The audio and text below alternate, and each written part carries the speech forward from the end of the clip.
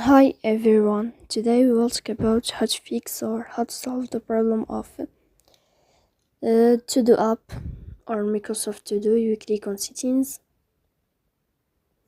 In this page you can click on apps, default apps, app settings.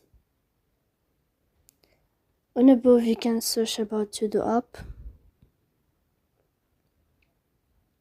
Then you can click on first stop and you can click OK. After that you'll enter to the window of storage. Here you can click clear cache. Then you can turn off your phone and you can wait a moment to turn on your phone again. If it's not working with you, then you can update your app on Play Store. So please don't forget to support us by like and subscribe. See you next time in another video, and thank you for your attention and your watching.